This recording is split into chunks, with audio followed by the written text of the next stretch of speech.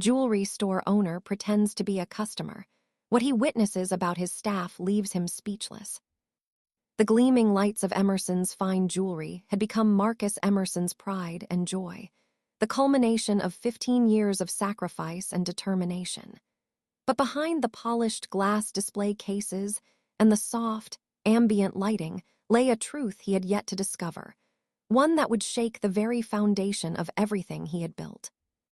The day Marcus decided to become invisible in his own store began like any other, with no premonition of how it would alter the course of his life. A chance overheard conversation, a fleeting glance between employees, and the seed of doubt had been planted. Now, disguised in a way his staff wouldn't recognize, Marcus was about to learn exactly what happened when he wasn't watching. The truth, as they say, would set him free, but first, it would break his heart. Marcus Emerson hadn't built his empire by being naive. When money began disappearing and certain customers started complaining about their treatment, he knew something was wrong. But nothing could have prepared him for what he was about to witness. A betrayal so profound it would force him to question everything he thought he knew about the people he trusted most. The morning sun filtered through the blinds of Marcus Emerson's penthouse apartment, casting golden stripes across his face. At 52, Marcus still maintained the disciplined routine that had helped him climb from a small kiosk in a downtown mall to owning Emerson's fine jewelry, one of the most prestigious jewelry stores in Atlanta. 6 a.m. sharp, he rolled out of bed, stretched his aging but still muscular frame, and padded barefoot to the kitchen. Coffee first, always.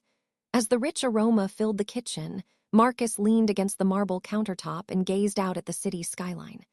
15 years ago, he'd purchased this apartment as a testament to his success, a daily reminder of how far he'd come from the projects of South Atlanta. His mother, Gloriana, had cleaned houses in this very building when he was a child. Now her son owned the penthouse. The irony never escaped him. The events of yesterday still troubled him. Letitia Morgan, a longtime client and friend, had called him personally to cancel her account. When pressed, she'd been evasive, but Marcus could hear the discomfort in her voice. "I just don't feel comfortable shopping there anymore, Marcus. That's all I can say." No amount of questioning had yielded more information, and it bothered him deeply. Letitia had been coming to his store since the beginning, had celebrated with him when he opened his flagship location. Something significant must have happened. And then there was the inventory discrepancy. Small but persistent. Diamond earrings missing here, a tennis bracelet there. Insurance covered it, but the pattern troubled him. An inside job, most likely. Trust was the foundation of his business, and someone was eroding it from within.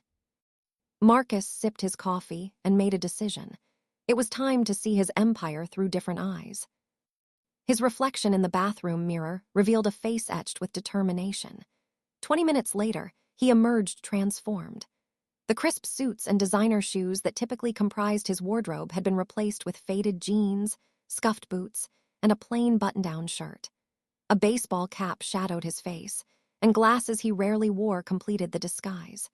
The distinguished jewelry mogul had vanished, replaced by an ordinary middle-aged man no one would look at twice. Marcus studied himself in the full-length mirror. The transformation was impressive. His employees, accustomed to seeing him in bespoke suits and Italian leather shoes, likely wouldn't recognize him in this getup. The final touch was psychological. He slouched slightly, adopting a demeanor far removed from his usual confident posture. His phone buzzed with a text from Dominic, his nephew and assistant manager. Morning meeting started. Everyone's here except Melissa. Car trouble again. Perfect. Marcus wouldn't be expected at the store until afternoon. He had planned to review quarterly projections in his home office, which gave him the entire morning to conduct his undercover operation. He texted back, "Start without me. Working from home this morning. Will be in after lunch." Dominic's reply was immediate. "No problem.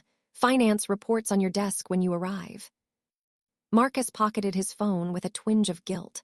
Dominic had been with him almost from the beginning, working his way up from sales associate to assistant manager. Marcus had practically raised him after his sister's death. The boy, man now at 34, had never given him reason to doubt his loyalty. But someone in his inner circle was betraying him, and until he knew who, everyone was suspect. The drive downtown felt strange from behind the wheel of his seldom-used Honda Civic rather than his usual Mercedes. Marcus parked 3 blocks away from Emerson's fine jewelry and walked the rest of the way, rehearsing his role. Today, he wasn't Marcus Emerson, self-made millionaire and owner of a jewelry empire. Today, he was just Marcus, a middle-class guy looking to buy something nice for his wife's anniversary. The familiar facade of his flagship store loomed ahead, the elegant script of Emerson's fine jewelry gleaming in gold against dark marble. Through the large windows, he could see the store was moderately busy for a Tuesday morning. A flutter of nervousness took him by surprise. This was his store, his life's work, yet he suddenly felt like an imposter. Marcus took a deep breath and pushed through the heavy glass door into Emerson's fine jewelry. The gentle chime announced his arrival, but none of the staff looked up immediately. He stood in the entrance, taking in the scene from this new perspective. The lighting was perfect, highlighting the diamonds and precious metals in the display cases. Soft classical music played in the background, creating an atmosphere of refined luxury. To his right, Vanessa Chen was assisting an older couple with wedding bands. At the center counter, Dominic chatted with a well-dressed woman examining a sapphire necklace. And to his left, Alexis Reynolds straightened a display of designer watches, her back to the entrance. It was Alexis who finally noticed him. She turned, assessed him with a quick glance, and then approached with a practiced smile that didn't quite reach her eyes. "Good morning, sir. Welcome to Emerson's. Are you looking for something in particular today?" Her tone was polite but noticeably cooler than the warm greeting he'd observed her giving to more obviously affluent customers. Marcus felt the first flicker of discomfort. He'd hired Alexis 3 years ago, impressed by her sales record at a competitor's store. She'd consistently been one of his top performers, but seeing her now, through the eyes of an average customer, he noticed something he'd missed before, a subtle calculation in her gaze as she assessed his worth. "Yes, I'm looking for an anniversary gift for my wife," Marcus said, deliberately softening his usual authoritative tone. "We've been married 20 years this month." "Congratulations," Alexis replied, but the words sounded hollow. "Did you have a particular budget in mind?" Marcus hesitated, curious how she would react. "I was thinking around 1,500. Something flickered across Alexis's face, disappointment, maybe even disdain, before her professional mask slipped back into place. "I see. Well, we do have some lovely silver pieces in that range." Silver, not gold, not platinum, certainly not diamonds.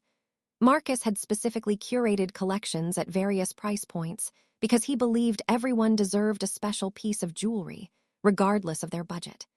$1,500 could absolutely purchase a beautiful gold necklace or a pair of diamond earrings from his mid-range collection. Yet Alexis was steering him toward the lowest-priced items in the store. "Actually, I was hoping to see some diamond earrings," Marcus countered, wanting to see how she would respond. Alexis's smile tightened. "Of course. However, with your budget constraints, the selection will be quite limited. Perhaps I could show you some cubic zirconia pieces. They have nearly the same brilliance as diamonds, but at a fraction of the cost." Marcus felt a flare of anger. Emerson's didn't even carry cubic zirconia. It was against everything he stood for. Either Alexis was deliberately trying to insult him, or worse, she was directing customers to inferior products that the store didn't even sell.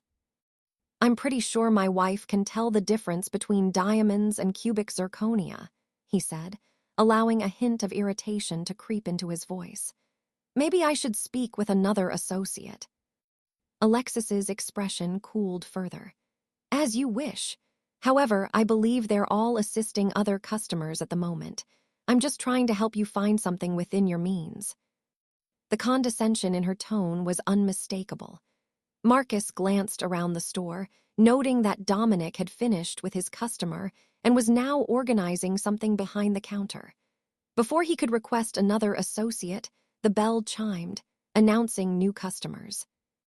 A white couple in their 30s entered, dressed casually but wearing subtle indicators of wealth, a Rolex on the man's wrist, a Hermes handbag on the woman's arm. Alexis's demeanor transformed instantly. "If you'll excuse me for just a moment," she said to Marcus with a tight smile, before gliding toward the newcomers with genuine warmth. "Good morning and welcome to Emerson's. Are you celebrating something special today?" Marcus stood there, momentarily stunned by the blatant difference in treatment. He watched as Alexis led the couple to the premium display cases, gesturing enthusiastically as she showed them pieces that likely started at $5,000. His chest tightened with a mixture of anger and disappointment. This wasn't what Emerson's was supposed to be. This wasn't what he had built. "Can I help you, sir?" The voice startled him from his thoughts. Marcus turned to find Melissa Jackson standing beside him, her expression genuinely welcoming. Melissa was his newest hire, just 6 months on the job, and still finding her footing in the luxury jewelry world. Her car trouble must have been resolved sooner than expected. "Yes, thank you," Marcus replied, still processing what he'd witnessed with Alexis. "I'm looking for an anniversary gift, 20 years. "That's wonderful." Melissa's enthusiasm seemed genuine. 20 years is traditionally celebrated with platinum. Were you thinking of jewelry in particular? Her approach was markedly different from Alexis's. No immediate questions about budget, no assumptions based on his appearance. Just a warm response to his milestone and a gentle guide toward options. "I was thinking diamond earrings," Marcus said. "My budget is around $1,500. Melissa nodded thoughtfully, with no change in her friendly demeanor.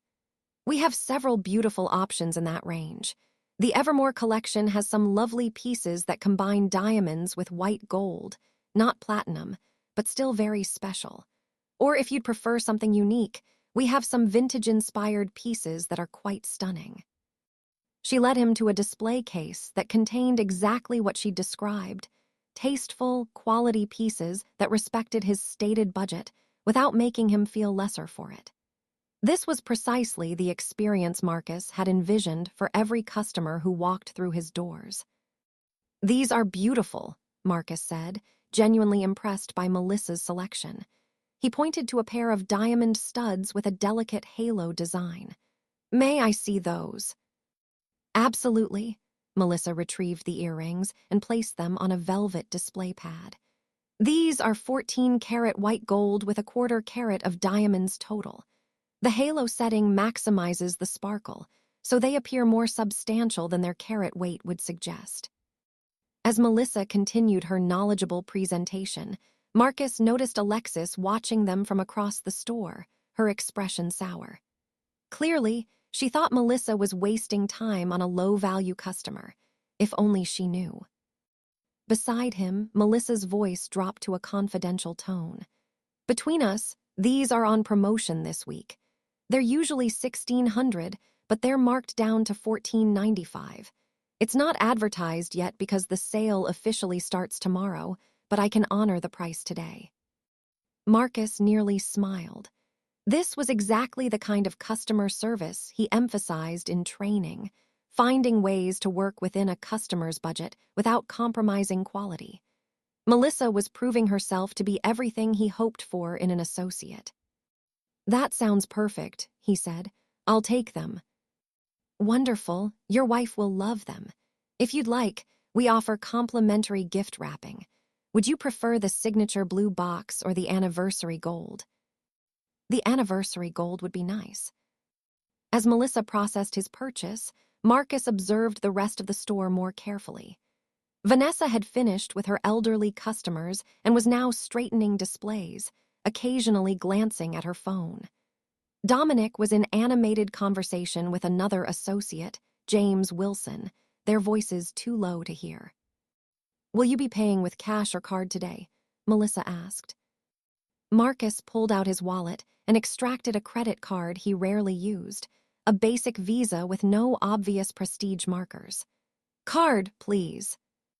He watched carefully as Melissa processed the payment, noting that she didn't look twice at his unremarkable card or treat him with any less respect. When the transaction was complete, she carefully placed the earrings in the gold anniversary box, wrapped it expertly, and handed him the package with a warm smile. "I hope your wife loves them, and congratulations again on 20 years. That's something to be truly proud of." "Thank you, Melissa," Marcus said, deliberately using her name from her badge. "You've been incredibly helpful." Her smile brightened. "It was my pleasure. Please come back and let us know how she likes them." As Marcus turned to leave, he caught sight of Alexis still with the wealthy-looking couple, now showing them items from the vault, pieces that weren't even displayed on the main floor. Her laughter floated across the store as she joked with them, creating an atmosphere of exclusivity and camaraderie that she hadn't bothered to attempt with him. The contrast was stark and disturbing. In the span of 30 minutes, Marcus had experienced two fundamentally different versions of his own store, one welcoming and true to his vision, the other elitist and exclusionary. He left with the gift-wrapped earrings and a heavy heart, but his investigation was far from over. This was just the beginning. Outside, Marcus walked around the block to clear his head before deciding on his next move. His phone buzzed with a text from Dominic. "Just got a call from Sotheby's. The Kaplan estate pieces arrived for appraisal. Should I handle it or wait for you?" Marcus texted back, "Go ahead and start. I'll be in later." It was the perfect setup for phase 2 of his plan. 20 minutes and a quick stop at a nearby department store later, Marcus re-entered Emerson's fine jewelry. This time, he carried a shopping bag from Nordstrom and had removed his baseball cap, combed his hair differently, and changed into a slightly more upscale button-down shirt. Small changes, but enough to present as a different customer. The bell chimed, and this time it was James Wilson who approached him. James had been with the company for 5 years, recruited from a jewelry store in New York. His expertise was in vintage and estate pieces, and his knowledge of jewelry history was unparalleled. Marcus had always respected his professionalism. "Good afternoon, sir. Welcome to Emerson's. How may I assist you today?" James's greeting was courteous but reserved. "I'm interested in an engagement ring," Marcus said, adopting a slightly different speech pattern than before. "Something unique, perhaps vintage-inspired." James nodded. "We have an excellent selection of engagement rings. May I ask what style your partner prefers? Classic solitaire, halo setting, perhaps something more contemporary?" "She appreciates history and craftsmanship. Art Deco designs have always caught her eye." A flicker of genuine interest crossed James's face. Vintage pieces were his passion. "You're in luck. We recently acquired several estate pieces from that era, and a few of them are engagement rings. Would you like to see them?" "I would, yes." James led him to a different area of the store, toward the high-security cases that housed the most valuable pieces. "Before I show you these particular rings, it would be helpful to know your budget range. Art Deco original pieces can be quite an investment." Here it was, the budget question. But James's tone contained none of the judgment Alexis had displayed. It was a practical inquiry, delivered respectfully. "I'm prepared to spend between 20 and 30,000, Marcus replied. If James was impressed by the figure, he didn't show it. He simply nodded and proceeded to the case. "These pieces all fall within that range. Each one is authentic Art Deco, from the 1920s and 30s, with original documentation and certificates of authenticity." Marcus observed James carefully as he presented each ring, noting his extensive knowledge and genuine enthusiasm for the craftsmanship. There was no upselling, no pressure, just information delivered with expertise and respect. When Marcus asked questions, James answered thoroughly, never talking down to him or oversimplifying. "This one," James said, presenting a platinum ring with a central diamond surrounded by sapphires in a geometric pattern, is from 1925, created by a jeweler who worked under Cartier before establishing his own workshop. The center diamond is just over 1 carat, E-color, V's 1 clarity. The sapphires are Ceylon, known for their exceptional color. It's priced at $26,000. Marcus examined the ring with genuine appreciation. It was indeed a beautiful piece, one he had personally acquired from an estate sale in Savannah last month. It's exquisite. Could I see the documentation? Of course. James retrieved a folder containing the ring's history, provenance, and certification. Everything was in order, as Marcus knew it would be. I'd like to think about it, Marcus said after careful consideration. Could I get your card? I may return tomorrow after I've had time to consider. Certainly. James produced his business card and handed it over. These pieces tend to move quickly, but I'd be happy to hold it for 24 hours if you're serious about your interest. I appreciate that. I'll be in touch tomorrow. As Marcus turned to leave, he noticed Alexis engaged with a black woman in her 40s, dressed in a conservative business suit.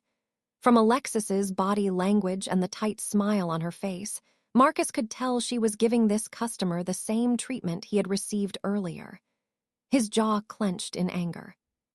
Just as he reached the door, he heard a familiar voice call out, "Mr. Emerson, I didn't expect to see you until this afternoon." Marcus froze. Dominic had emerged from the back office and spotted him. His cover was blown. Thinking quickly, Marcus turned and gave his nephew a confused look. "I'm sorry." Dominic approached, then stopped short, his expression changing to embarrassment. "Oh, I apologize, sir. From behind, I mistook you for someone else." "No problem," Marcus replied, relieved. "Have a good day." He exited quickly, heart pounding. That had been close. Too close. He needed to be more careful with his next approach. If you're enjoying this story, please don't forget to subscribe to our channel and comment below letting us know where you're watching from. Your support helps us bring more content like this to you every week. Marcus didn't return to the store that day. Instead, he drove to a small cafe several blocks away, ordered a coffee, and sat at a corner table to process what he'd witnessed. The contrasting experiences with Alexis and Melissa were troubling enough, but seeing Alexis's treatment of the black female customer suggested a pattern that made his stomach churn. His phone buzzed with a calendar notification. Quarterly review meeting 3:00 p.m. Marcus had completely forgotten. He would need to appear at the store as himself soon, but before that, he needed more information. He pulled out his phone and opened the customer feedback portal that patrons could access via QR codes placed discreetly around the store. As the owner, he had admin access to all reviews, including those that customers had chosen not to make public. What he found made his blood run cold. I was ignored for 15 minutes, while white customers were helped immediately. The associate suggested I might be more comfortable shopping at a more accessible store. Asked to see my ID and credit card multiple times when making a purchase. Comment after comment described experiences similar to what Marcus had witnessed firsthand, differential treatment based on race or perceived financial status. Most troublingly, many mentioned Alexis by name, along with 2 other associates, Trevor Parker and Sophia Martinez. Not all the feedback was negative. Dominic, James, Melissa, and several others received glowing reviews for their professionalism and courtesy. But the pattern was clear and devastating. A significant portion of his staff was engaging in discriminatory practices, and somehow it had escaped his notice until now. Marcus checked the time, 2:30 p.m. He needed to get back to his apartment, change into his usual attire, and return to the store as himself. As much as he wanted to confront the situation immediately, he knew that acting hastily could be disastrous. This required careful handling. Back at his penthouse, Marcus changed into one of his typical work outfits, a tailored navy suit, crisp white shirt, and Italian leather shoes. As he knotted his silk tie, he caught his reflection in the mirror and barely recognized himself. Not because of the clothes, but because of the weight of disillusionment in his eyes. The drive to Emerson's in his Mercedes felt surreal. His mind raced with questions. How long had this been happening?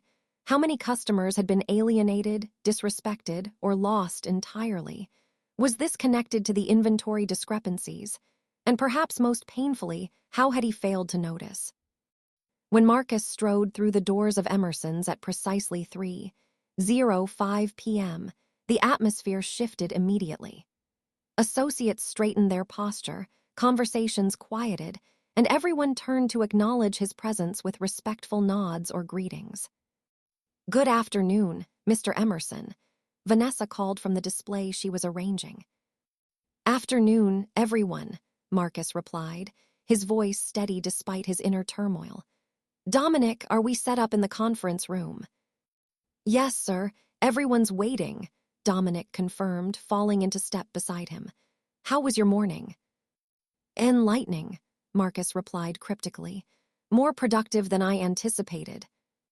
The conference room at the rear of the store was Emerson's nerve center, where new collections were planned, strategies developed, and staff meetings held.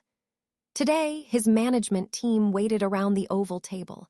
Dominic, Grace Howard, the inventory manager, Patricia Winters, the head of security, and Charles Bennett, his financial advisor. "Sorry I'm late," Marcus said as he took his seat at the head of the table. "Let's get started with the quarterly numbers." For the next hour, Marcus went through the motions of the meeting, discussing sales figures, inventory turnover, and marketing campaigns. But his mind was elsewhere, processing the morning's revelations and formulating a plan. "One last item," Charles said, consulting his notes. "The unexplained inventory shrinkage we've been tracking. It's up to nearly $60,000 this quarter alone." Marcus leaned forward, suddenly very focused. "Any patterns in what's disappearing?" Patricia shifted uncomfortably. "Mostly medium to high-value pieces. Diamond tennis bracelets, designer watches, the occasional loose stone. Nothing that would trigger our highest security protocols, but significant nonetheless." "And no signs of external theft. No broken display cases, no alarm triggers," Marcus pressed. "None," Patricia confirmed, "which is why we've been operating under the assumption that it's internal." The room fell silent. No one wanted to voice the obvious implication. Someone on staff was stealing. "I want a complete inventory audit," Marcus said firmly. "Every piece, every display, every vault item. And I want access logs for the last 6 months. Who opened which cases, who accessed the vault, all of it." Dominic looked surprised. "That's a massive undertaking, Uncle Marcus. It would essentially shut down operations for at least a day." "Then we'll shut down for a day," Marcus replied, his tone leaving no room for argument. "This Friday, we'll close for inventory and systems upgrades. I want all hands on deck." Grace made a note. "I'll coordinate with the team and prepare the necessary paperwork." "Good," Marcus stood, signaling the end of the meeting. "Dominic, a word in my office, please." Once alone in his office, Marcus closed the door and turned to his nephew. "I need your absolute honesty, Dom. No family loyalty, no protecting anyone, just the truth." Dominic looked concerned. "Of course, Uncle Marcus, what's going on?" "Have you noticed any differential treatment of customers based on race or perceived wealth?" Dominic's expression shifted from confusion to discomfort. He hesitated before answering. "There have been incidents. I've addressed them individually when I've witnessed them." Marcus felt a wave of disappointment. "But you didn't bring them to my attention." "I thought I was handling it," Dominic admitted, looking down. "And honestly, I didn't want to disappoint you. You've built Emerson's on principles of inclusivity and respect. Telling you that some of your staff weren't upholding those values felt like a failure on my part." Marcus sighed heavily. "I understand that impulse, Dom, but by keeping me in the dark, you've allowed the problem to fester. Today, I saw it firsthand." Dominic's head snapped up. What do you mean? I came in this morning disguised as a customer. I wanted to see how things operated when I wasn't around. Marcus watched realization dawn on his nephew's face. The man you almost recognized, that was me, the second time I came in. Oh my God, Dominic whispered. That's why you asked about differential treatment. Marcus nodded grimly. I received drastically different service from different associates, and I've just reviewed months of customer feedback that confirms it wasn't an isolated incident. Dominic ran a hand over his face. I'm so sorry, Uncle Marcus. I should have been more proactive. Yes, you should have, Marcus agreed, his tone stern but not unkind. But what's done is done. Now we focus on fixing it. He paced the office, organizing his thoughts. I need names, Dom. Who are the worst offenders? Dominic hesitated only briefly before answering. Alexis Reynolds, Trevor Parker, Sophia Martinez, occasionally Michael Danner, though he's more inconsistent. The names matched the negative reviews Marcus had read. That's what I thought, and the inventory shrinkage, any suspicions there? Nothing concrete, Dominic admitted. But there's an odd coincidence.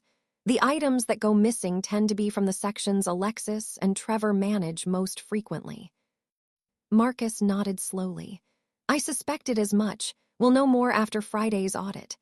He moved to his desk and sat down, suddenly feeling the weight of the day. For now, we keep this between us.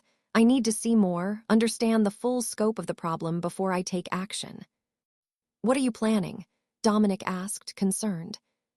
Tomorrow, I'll be conducting more observations, from a different angle this time. Marcus pulled out his phone and showed Dominic a contact. This is Elijah Washington. He's an old friend who owns a security consulting firm. He specializes in loss prevention and undercover operations in retail environments. Dominic's eyes widened with understanding. You're bringing in professionals. I am, Marcus confirmed. Elijah will send 2 consultants tomorrow, one black, one white, to pose as customers with identical budgets and requests. They'll document every interaction. Meanwhile, I'll be watching the security feeds from here. He gestured to the monitor on his desk that could access all store cameras. And after that, Marcus's expression hardened. After that, heads will roll. I won't tolerate racism or theft in my business, Dom. Not for a minute longer than it takes to gather the evidence we need. As Dominic left the office, Marcus sat alone, contemplating the magnitude of what he had discovered and what still lay ahead. The store that bore his name, that represented his life's work and his values, had been corrupted from within. The betrayal cut deep, but his resolve was stronger. Tomorrow would bring more revelations, and with them, the beginning of a reckoning. The next morning, Marcus arrived at the store an hour before opening. The early hour ensured he would have privacy in his office to monitor the undercover operation without arousing suspicion. Dominic was the only other person aware of the plan, and he had been instructed to behave normally throughout the day. At precisely 9:45 a.m., Marcus's phone buzzed with a text from Elijah. Teams in position. Black male consultant arriving at 10:15, white male at 10:45. Both requesting anniversary gifts in $5 K range. Video and audio recording active. Marcus replied with a simple, confirmed, and turned his attention to the security monitors. From this vantage point, he could observe every corner of the sales floor without being seen. The store would open at 10:00 a.m., giving staff 15 minutes to settle into their routines before the first test customer arrived. On the monitors, Marcus watched as Dominic conducted the morning briefing with the sales team. Everyone was present. Alexis, Trevor, Sophia, Michael, James, Melissa, Vanessa, and 2 newer associates, Ryan and Keisha. They stood in a semicircle around Dominic, coffee cups in hand, listening as he outlined the day's promotions and priorities. Remember, Dominic concluded, we have the new Luminance collection arriving today. It's our most diverse design collaboration yet, featuring pieces from 5 jewelers of different cultural backgrounds. Mr. Emerson is particularly proud of this initiative, so familiarize yourselves with the designer's stories in the materials I've provided. Marcus felt a pang of pride at Dominic's emphasis on the diversity initiative, followed immediately by bitter irony. How could a store promoting diverse designers harbor staff who discriminated against diverse customers? At 10:00 a.m. sharp, Vanessa unlocked the front doors, and Emerson's fine jewelry opened for business. The morning started quietly, with only a few customers browsing during the first hour, typical for a Wednesday. At 10:13 a.m., Marcus noticed a well-dressed black man in his early 40s enter the store. This would be David, Elijah's associate. He wore a conservative but stylish suit and carried himself with confidence. According to the script, he was looking for a 15th anniversary gift with a budget of $5,000. Marcus watched intently as David stood in the entrance for almost 2 minutes, glancing around as if seeking assistance. During this time, Trevor, Sophia, and Alexis all noticed him. Marcus could see them looking in David's direction, but none approached him. Finally, James, who had just finished arranging a display, looked up, saw David, and immediately walked over to greet him. "Good morning, sir. Welcome to Emerson's. How can I assist you today?" James's voice came through clearly on the audio feed. David smiled. "Good morning. I'm looking for an anniversary gift for my wife. It's our 15th anniversary next month." "Congratulations," James replied warmly. 15 years is traditionally celebrated with crystal, but many couples prefer fine jewelry for such a significant milestone. Did you have something particular in mind? The interaction proceeded professionally and respectfully. James showed David several options within his stated budget, offered knowledgeable advice, and treated him with the same courtesy Marcus had observed yesterday. When David indicated he wanted to think about the options and might return later, James provided his card and offered to hold the pieces he'd shown, just as he had done for Marcus. As David left the store, Marcus made notes on the interaction. One staff member had passed the test with flying colors, but the fact that 3 others had effectively ignored a black customer for a full 2 minutes was damning. The next hour brought a steady stream of regular customers. Marcus observed each interaction carefully, noting patterns. Alexis was effusive with white customers, but noticeably cooler with people of color. Trevor seemed to make assumptions about customers' budgets based solely on their appearance, showing less expensive items to those he perceived as less affluent. Sophia was subtler in her discrimination, but it manifested in the amount of time and attention she gave to different customers. At 10:47 a.m., the second test customer arrived. Eric, a white man approximately the same age as David, dressed similarly and with the same confident demeanor, entered the store. The contrast in reception was immediate and stark. Alexis, who had been straightening a display, looked up, made eye contact with Eric, and approached him within seconds. "Good morning, sir. Welcome to Emerson's. Is there something special I can help you find today?" Eric smiled. "Thank you. I'm looking for an anniversary gift for my wife. It's our 15th anniversary." "How wonderful," Alexis exclaimed, her enthusiasm overtly warm. 15 years is such a special milestone.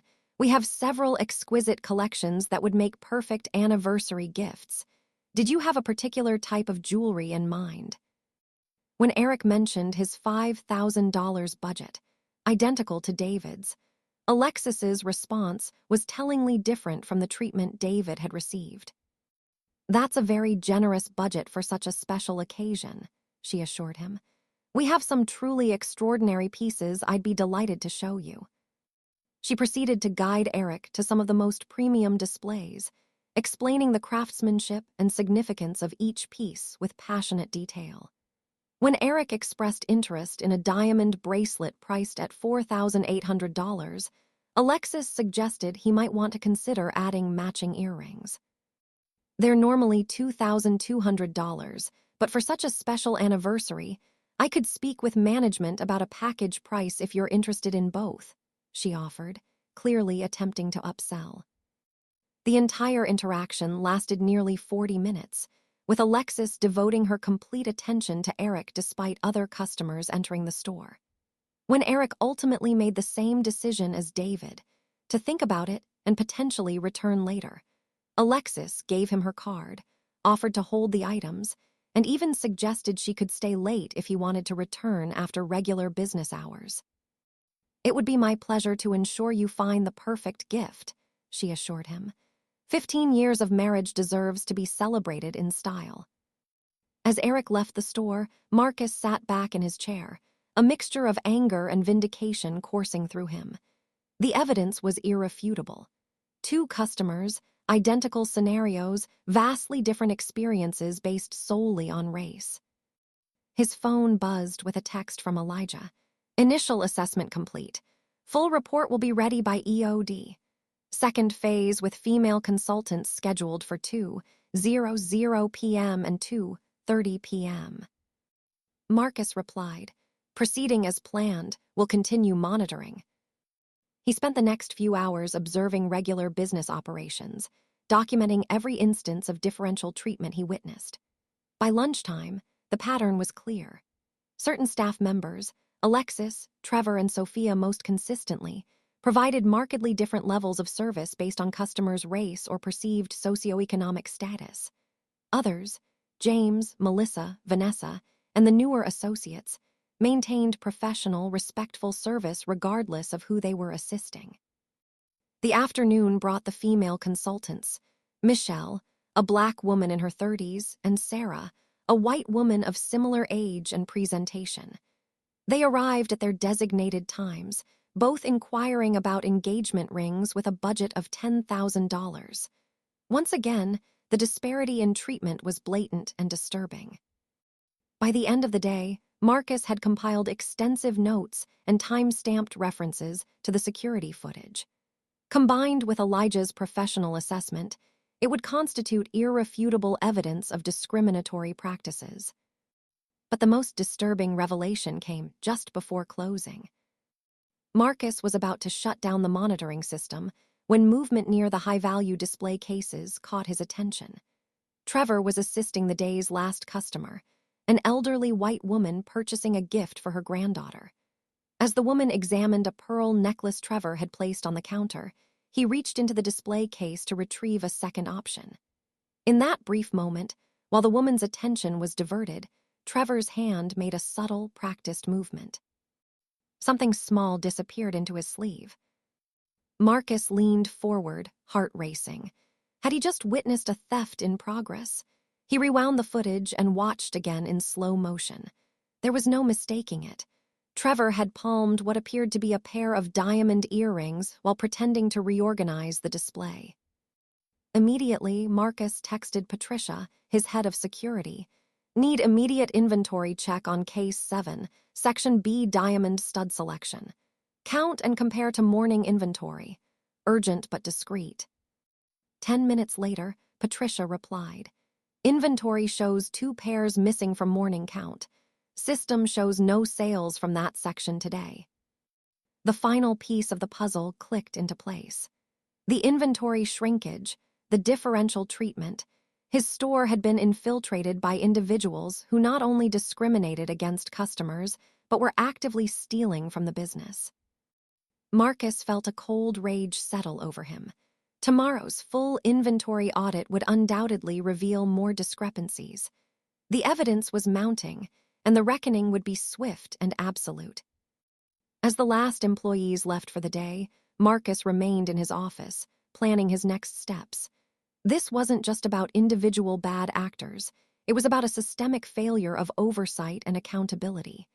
As the owner, the ultimate responsibility was his. He had allowed this cancer to grow in his business, and now he would have to cut it out, painfully but necessarily. Tomorrow would bring confrontations, terminations, possible criminal charges. But beyond that, it would require a fundamental reassessment of how Emerson's operated, from hiring practices to training to supervision. The store that emerged from this crisis would need to be rebuilt on a stronger foundation, true to the values Marcus had always claimed to uphold. He picked up his phone and dialed a number he hadn't called in years. "Letitia, it's Marcus. I think I understand why you canceled your account, and I owe you an apology." The conversation that followed was difficult but necessary. The first of many as Marcus began the process of making amends and rebuilding trust, both with his clientele and with himself. Friday morning arrived with a sense of grim purpose. Marcus had spent Thursday reviewing the complete findings from Elijah's security team, cross-referencing them with customer complaints, and conducting a preliminary assessment of inventory discrepancies. The picture that emerged was damning. 3 employees, Alexis Reynolds, Trevor Parker, and Sophia Martinez, had consistently engaged in discriminatory practices, providing inferior service to customers of color or those they perceived as having limited financial means. More disturbingly, Trevor and Alexis appeared to be working in tandem to steal inventory, with a pattern that suggested they had taken over $50,000 worth of merchandise over the past 8 months. The store was closed for the inventory audit, with all staff required to be present. As employees arrived, they were directed to the conference room where Dominic, Patricia, and Grace waited to brief them on the audit procedures. Marcus remained in his office, reviewing his notes one final time before the confrontations began. At precisely 9:00 a.m., Marcus entered the conference room. The atmosphere immediately tensed, staff picking up on his unusually severe demeanor. "Good morning, everyone," Marcus began, his voice controlled but cold. "Before we begin the inventory audit, there are some matters that require immediate attention." He gestured to Patricia, who locked the conference room door. "What I'm about to discuss will likely come as a shock to some of you. For others, it will not." He made eye contact with each person around the table, noting the flicker of nervousness from Alexis, Trevor, and Sophia. For the past 3 days, Emerson's has been under surveillance, not by external security, but by me personally and by professional consultants hired to evaluate our customer service practices. A murmur of confusion rippled through the room. "Additionally," Marcus continued, "we have been conducting a thorough review of inventory discrepancies that have been occurring over the past 8 months. Today's audit will complete that investigation." Trevor shifted uncomfortably in his seat. Alexis maintained her composure, but her knuckles whitened as she gripped the edge of the table. "Let me be direct," Marcus said, his voice hardening. "I have documented evidence of racial discrimination against customers, preferential treatment based on perceived wealth, and theft of store merchandise. These actions violate everything Emerson stands for, everything I have worked to build for 15 years. The room fell deadly silent. Alexis Reynolds, Trevor Parker, and Sophia Martinez, Marcus named them deliberately, watching their reactions. "The evidence against you is irrefutable. Security footage, testimonials from customers, comparative service evaluations, and inventory records all point to the same conclusion." Sophia paled. Alexis's expression turned defiant. Trevor looked as though he might be ill. "Mr. Emerson," Alexis began, her voice steady despite her evident tension. "I don't know what you think you've seen, but there must be some misunderstanding." "There is no misunderstanding," Marcus cut her off sharply. "On Tuesday, I personally entered this store in disguise and experienced your discriminatory treatment firsthand. On Wednesday, I watched via security cameras as you ignored a black customer for several minutes, then practically fell over yourself to assist a white customer with an identical request. I have it all on video, with timestamps and audio." Alexis fell silent, her face a mask of shocked realization.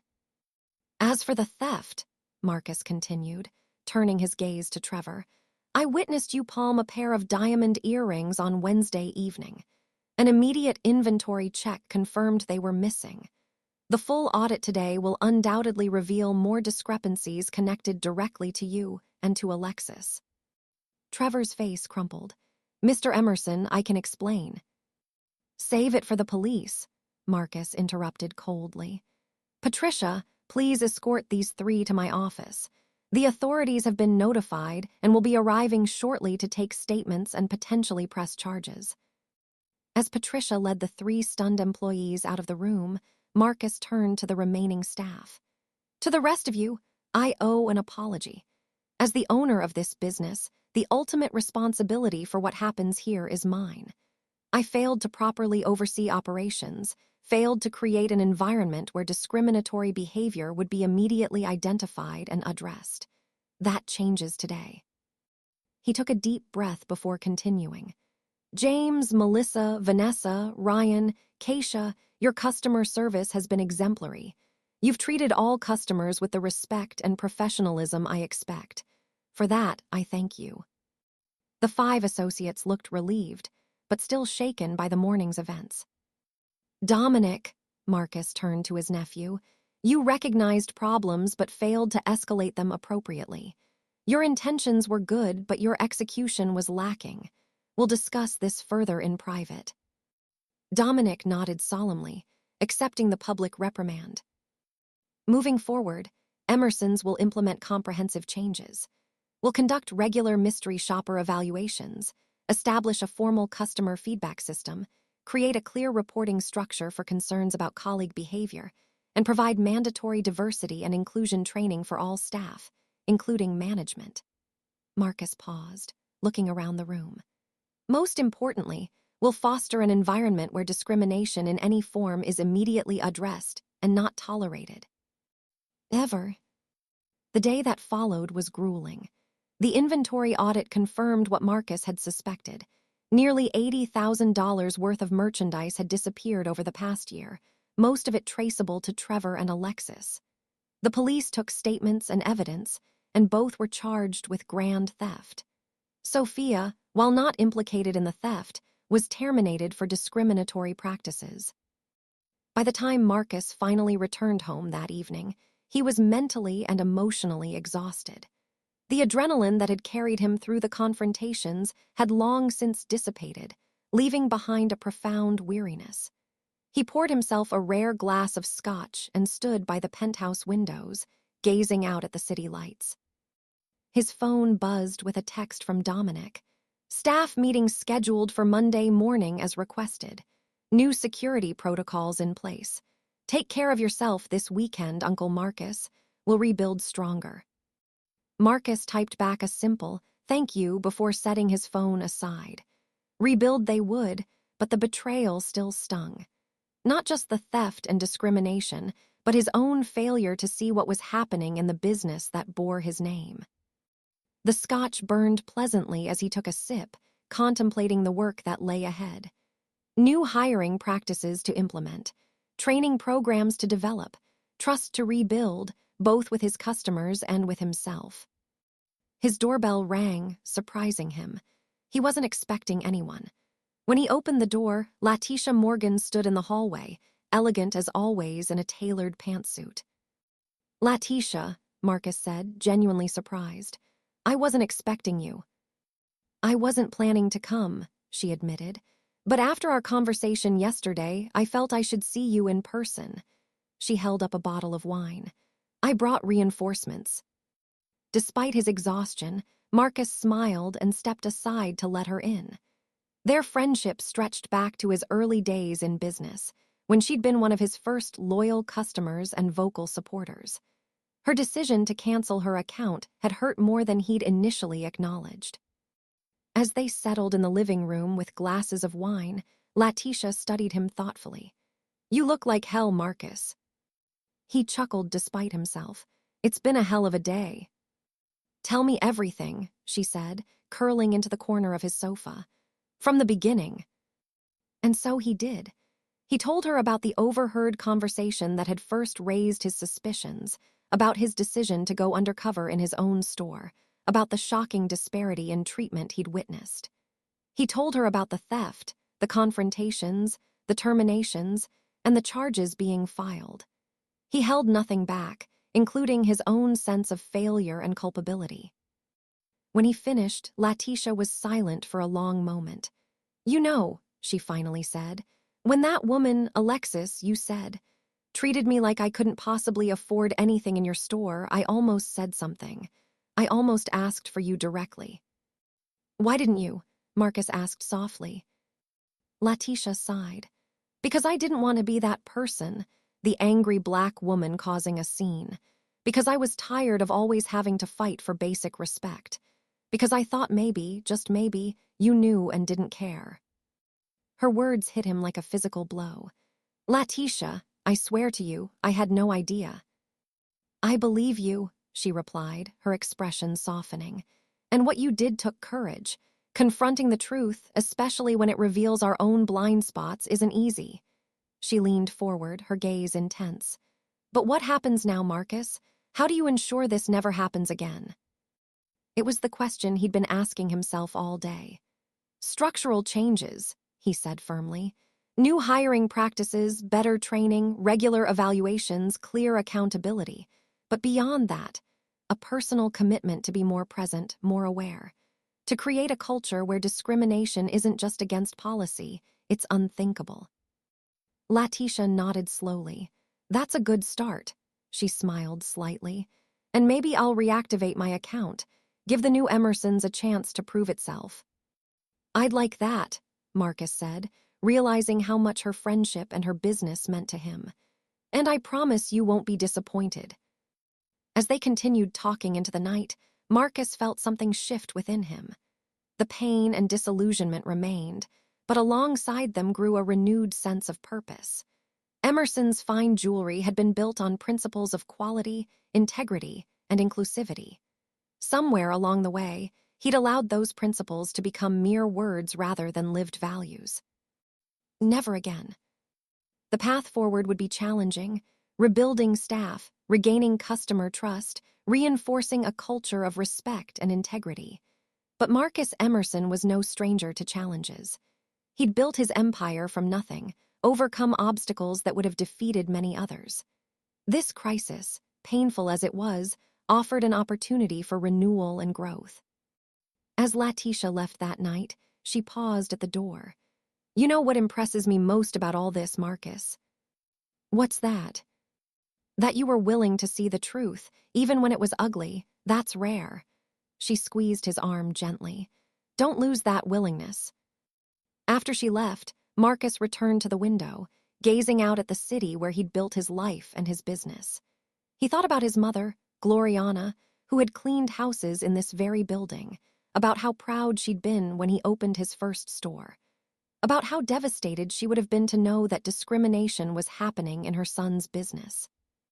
"Never again," he whispered to the night sky. "I promise." Monday morning arrived with a sense of new beginning.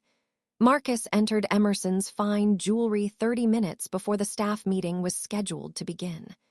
The store felt different somehow, cleaner, lighter, as if the removal of the toxic elements had physically transformed the space. Dominic was already there, arranging chairs in the conference room. He looked up as Marcus entered. "Morning, Uncle Marcus. Ready for this?" "As ready as I'll ever be," Marcus replied, setting down his briefcase. "Is everyone coming?" "Everyone confirmed," Dominic nodded, "including the 3 new hires from the emergency interviews we conducted yesterday." After the terminations, they'd been left shorthanded. Marcus had called in favors from industry contacts to identify potential candidates on short notice, and Dominic had conducted preliminary interviews on Sunday. It wasn't ideal, but it was necessary to keep the business operating smoothly. "Good," Marcus said, reviewing his notes for the meeting. "And the training schedule?" "Confirmed with the diversity consultant for Wednesday. All staff will attend in 2 shifts so the store can remain open." Marcus nodded approvingly. Despite his lapse in judgment about escalating the discrimination issues, Dominic had proven himself invaluable in implementing the recovery plan. His efficiency and commitment over the weekend had gone a long way toward rebuilding Marcus's trust in him. By 8:55 a.m., the conference room was filled with a mixture of familiar and new faces. The returning staff, James, Melissa, Vanessa, Ryan, and Keisha, sat together on one side of the table, their expressions a blend of curiosity and residual tension from Friday's dramatic events. The new hires, David Chen, Aisha Johnson, and Rafael Gutierrez, looked understandably nervous, having been brought into what they undoubtedly sensed was a complicated situation. At precisely 9:00 a.m., Marcus stood at the head of the table. "Good morning, everyone. Thank you for being here." His voice was steady and resolute. "Today marks a new chapter for Emerson's fine jewelry. Before we discuss the path forward, I want to be completely transparent about what led us here." For the benefit of the new staff, Marcus summarized the events of the past week: the discovery of discriminatory practices and theft, the terminations and legal proceedings, and his own accountability for allowing these issues to develop. "I failed as a leader," he admitted frankly. "I created a business with the right values on paper, but didn't ensure those values were being lived every day on the sales floor. That changes now." He outlined the new policies and procedures: mystery shopper evaluations conducted monthly, a customer feedback system that would provide immediate alerts to management for any concerning interactions, mandatory diversity training for all staff, including management, a clear reporting structure for concerns about colleague behavior, and regular one-on-one check-ins between Marcus and each staff member. "These aren't just procedural changes," Marcus emphasized. "They represent a fundamental shift in how we operate. At Emerson's, we don't just sell jewelry, we create experiences. Every customer who walks through our doors deserves the same level of respect, attention, and service, regardless of their race, gender, age, or perceived financial status." He looked around the table, making eye contact with each person. "If that doesn't align with your personal values, I encourage you to seek employment elsewhere. There will be no warnings, no second chances for discriminatory behavior. It's non-negotiable." The room was silent, the gravity of his words sinking in. "Now," Marcus continued, his tone softening slightly, "I want to acknowledge those of you who maintained your integrity throughout. James, Melissa, Vanessa, Ryan, Keisha, you exemplified the values Emerson stands for, even when others did not. Thank you." The 5 returning staff members straightened slightly at the recognition, a hint of pride replacing the tension in their expressions. "To our new team members, David, Aisha, Raphael, welcome. You're joining us at a challenging but transformative time. We'll provide all the training and support you need to succeed, and I look forward to seeing the fresh perspectives you'll bring to our team." For the next hour, Marcus and Dominic took the team through the specific changes being implemented, answering questions and addressing concerns. The atmosphere gradually shifted from cautious to cautiously optimistic as the staff began to engage with the new vision for Emerson's. "One final note before we conclude," Marcus said as the meeting neared its end. "This Friday evening, we'll be hosting a special event, a reopening of sorts. We've invited some of our long-standing customers who may have felt unwelcome in recent months, along with community leaders and industry partners. It's our public commitment to a new Emerson's, and I expect everyone to be present." As the meeting adjourned and staff dispersed to prepare for the store's opening, Dominic approached Marcus. "That went well," he observed. "Better than I expected, honestly." "People respond to authenticity," Marcus replied. "No sugarcoating, no corporate speak, just honesty about where we failed and clarity about where we're going." Dominic nodded thoughtfully. "Do you think we can really change the culture that quickly?" Marcus considered the question. "Culture isn't changed overnight," he admitted, "but the foundation for change can be laid in an instant. The moment I decided to disguise myself and see the truth, that foundation was established. Everything since then has been building upon it." Throughout the week, Marcus remained heavily involved in the day-to-day operations of the store, observing interactions, providing feedback, and getting to know the new staff members. The diversity training on Wednesday was eye-opening for everyone, including Marcus himself. It revealed biases and assumptions he hadn't realized he harbored, reinforcing his commitment to ongoing education and growth. By Friday evening, Emerson's fine jewelry had been subtly transformed. New signage highlighting the store's commitment to inclusive service was prominently displayed. The less approachable high-security displays had been redesigned to be more inviting while maintaining necessary security.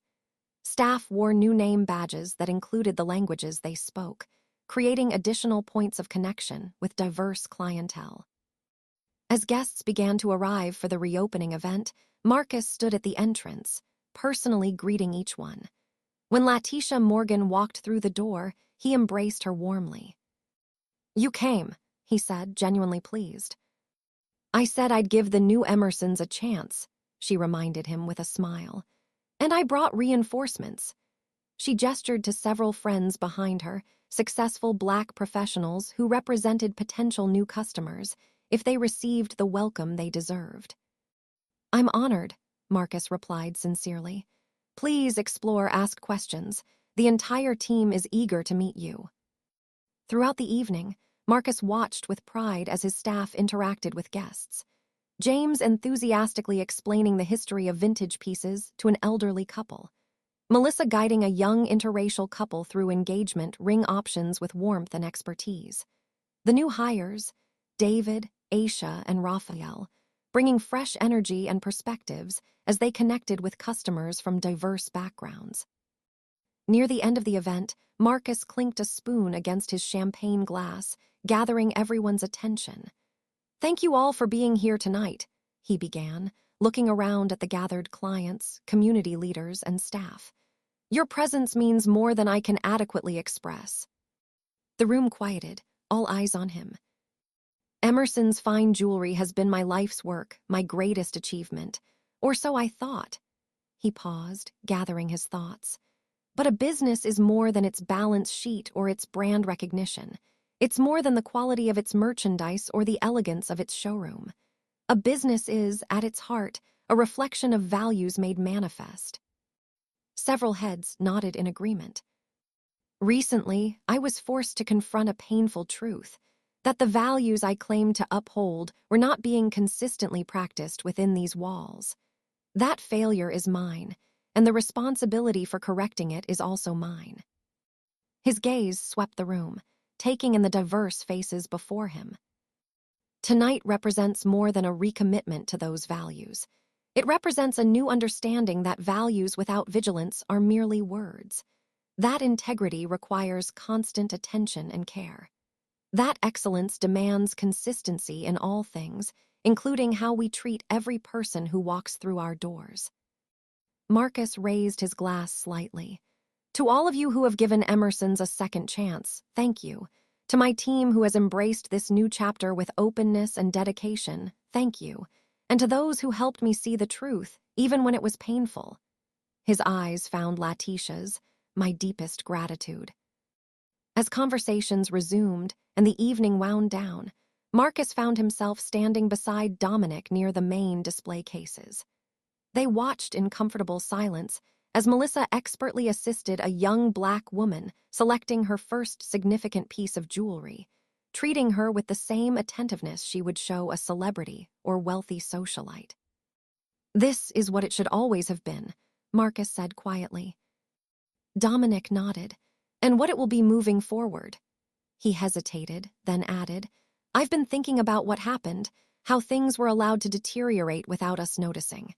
I think part of it was that we were too removed, too caught up in expansion plans and quarterly numbers." "You're right," Marcus agreed. "Success created distance. Distance created blind spots, and in those blind spots, rot took hold." He straightened his shoulders, resolution evident in his posture. "Never again." As the last guests departed and staff began the process of closing up, Marcus took a final walk through his store. Not as the distant owner focused on spreadsheets and strategy, but as a man reconnected to his original vision. A vision of a jewelry store where every customer felt valued, where beauty and craftsmanship were accessible to all, where his mother would have been treated with dignity had she walked through the door. Emerson's fine jewelry would never be perfect, No business run by imperfect humans could be, but it could be intentional. It could be vigilant. It could be better tomorrow than it was today. And for Marcus Emerson, that commitment to constant improvement, not just in sales or inventory management, but in human dignity and respect, would be his true legacy. A legacy not of diamonds and gold, but of integrity and inclusion. A legacy his mother would be proud of. Outside, the Atlanta night enveloped him as he locked the store doors. The illuminated sign of Emerson's fine jewelry cast a warm glow on the sidewalk. For the first time in days, Marcus smiled with genuine contentment. The road ahead would not be easy, but it would be right. And that, he had learned, made all the difference.